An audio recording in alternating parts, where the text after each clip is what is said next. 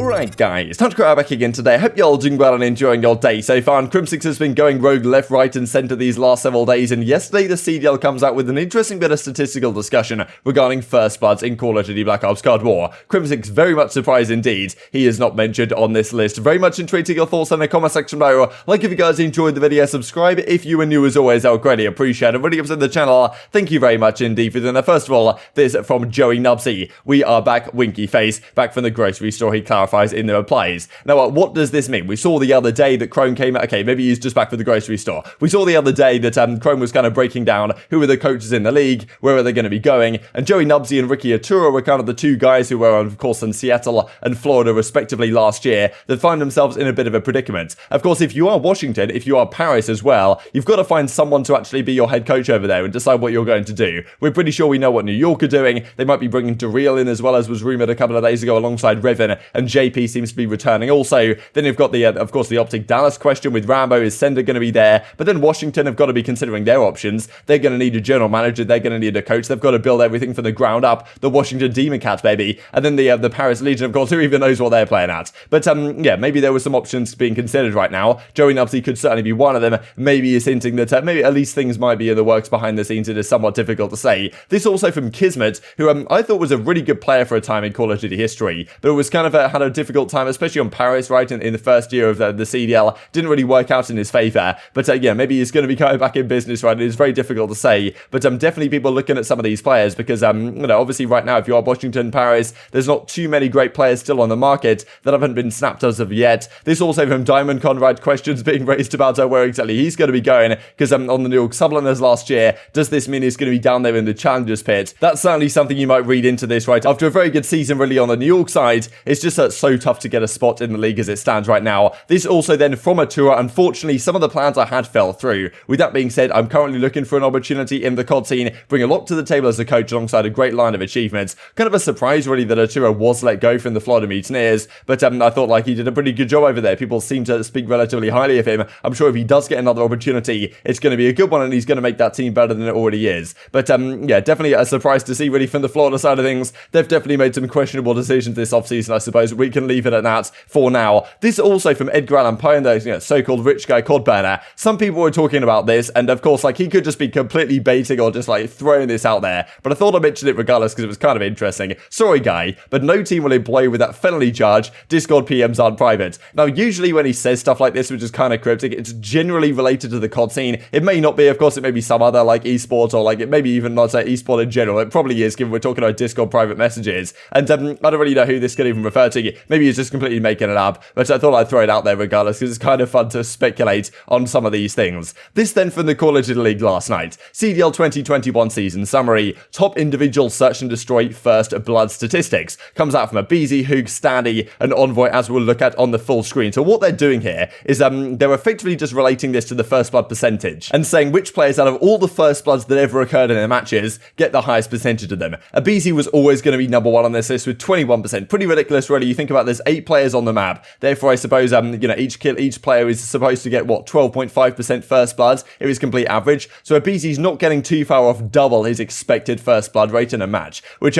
is pretty ridiculous. But of course, that's how he plays, right? He gets up there, he takes the chows, and it's just perfect for aBeZy's playstyle. Huke is right behind him at 17, but not even right behind him, to be honest. Quite a way adrift. Even though they didn't play too many games this season, you see 36 in comparison to aBeZy's 66 search and destroy maps. Standy at 16%, Envoy also at 16%. So certainly higher than they were expected, but nothing absolutely ridiculous. But of course in here you're going to see SMG players, right? You're going to see players that are in there first, you know, on Checkmate for example, they're running up the mid plane and taking that gunfight. It's you know, of course AR players do also get first bloods, but it doesn't happen all that often in comparison to the SMGs, especially on some of the smaller maps. Often on maybe the larger ones that the ARs do get first bloods because they can often get in the first engagements. But as you can see, rounds played, total first bloods 125 is just outrageous. You know, Envoy has at 89 right there, but yes, definitely leading the line is aBeZy. But of course another player this season who was probably the best first blood player in the league, at least in terms of a record, like, well, first bloods compared to first deaths, was actually none other than Crimsix, as we'll look at here in just a second. So Crimsix is like question mark, like, you know, how are you excluding me from this? If you're talking about first bloods, Crim has got to be one of the guys at the top of the list. I'm pretty sure at the start of the season, Awakening had some ridiculous first blood stats, especially on Checkmate. He would bet he was like 18, or maybe it was Skies, I don't know. There was someone who was like 8, or maybe it was Assault. No, it was Assault, sorry. He was like 18 in 1 or something in first bloods or one of the particular stages. But over the course of the season, Crimsix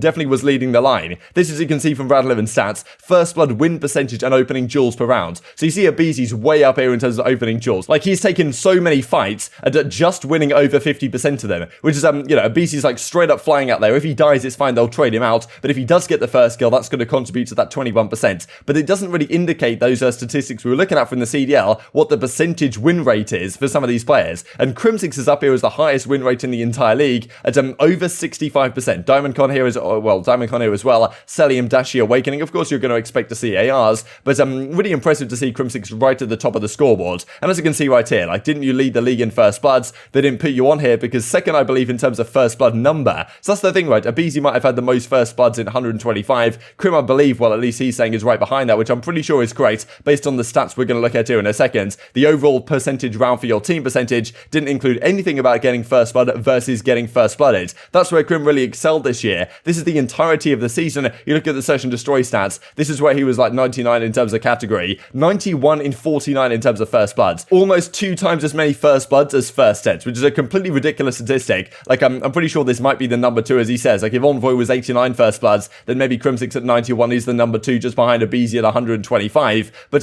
still, that's the thing, right? Why, of course, they made the decision how they were going to present the statistics. But if you're talking about first bloods, you've got to give a mention, I would suppose, to Crimsix and what he was achieving this year. Like, 91 in 49 is just absurd. And also on LAN, it gets even better right towards the end of the year. Like, I thought he was a bit of a first blood demon throughout the majority of the season, especially on Express, when Express came into play, and like he was just dominant on that map. He had like a 2 KD on that map for a few weeks after it first came out. Of course, one of the OGs playing on that map with some great moments from back in the day. But also this from LAN, right? Stage 4 major, Stage 5 major World Championship, even over a 7-6 record in terms of their series counts, 28-8 in first bloods, which just pretty ridiculous. So yeah, Crimsix is looking at the CDL thinking like, look, at the end of the day, lads, you've gone for these first blood stats, but you're not even giving me a single mention. Like, what is that about? Crim continues on this actually, because this is pretty entertaining. We looked at this just a couple of days ago. I'll bring this up on the big screen for you guys now. Boys that are bots to the chal window, Gunny, Crimsix and Classic. And you know, Temp was obviously having a good time with this one. Like, Crim actually, well, decided to tweet this out, and Crim comes out in response to it. Oh, so that's why he full sprinted down Banana on Seaside. I'm guessing they're talking about right here the OpTic versus Splice comeback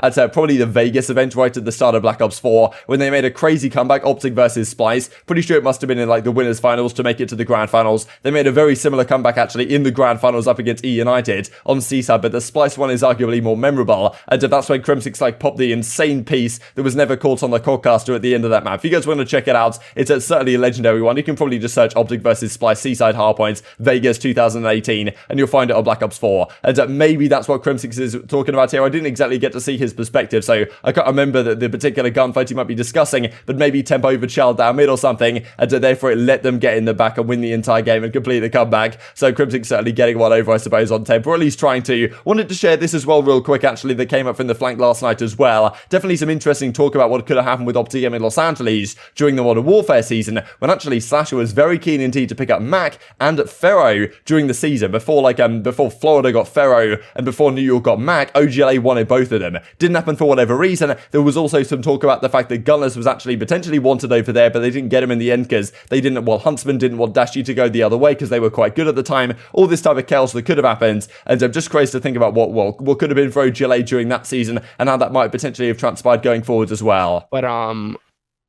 we looked at getting Mack and Fero, and god damn it, I can't believe that didn't go through, because we could have got them for the men, but we couldn't make any moves. Mack and Fero would have been before you guys picked up Mack, I remember scrims where I think Pack was watching Mack and he's like, yeah, this kid's actually good, because I knew Jay was good and Jay was vouching for Mack. He's like, bro, we could Jay and Mack liked each other. Yeah, you're saying you couldn't make a move because of salary cap considerations, correct? I don't know, org stuff, money, so I don't know exactly what it is. I tried to make it happen and it didn't happen. It would have been Mack and Fero for I think Dashy and Cap at the time. Yeah. Those are the two players with New York. Those are the two guys we were looking at, Mack and Fero. Yeah. So very much intrigued to your thoughts on all this stuff in the comment section below. This I thought was funny from Crimsix just to finish out the video, clearly getting ready for some sort of chal with a myth, I suppose, with their playing Valorant and some of the PC games. Already looking pretty tasty on the sticks. But I hope you guys enjoyed the video. If you did enjoy it, I'd greatly appreciate a like on the video. It really helps out the YouTube record. I know you enjoyed this content. Other people like you may enjoy this content as well. And I hope grow the competitive Call of Duty community. Thank you for watching as always. Take care. And I will see you next time.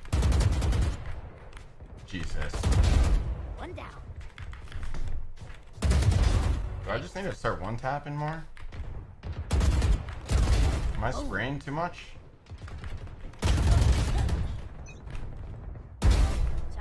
10 kills remaining.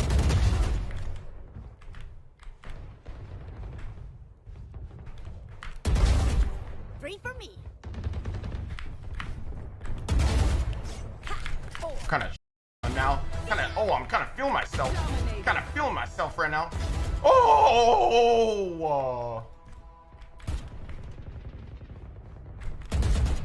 Caught him. Bitch! We winning this one.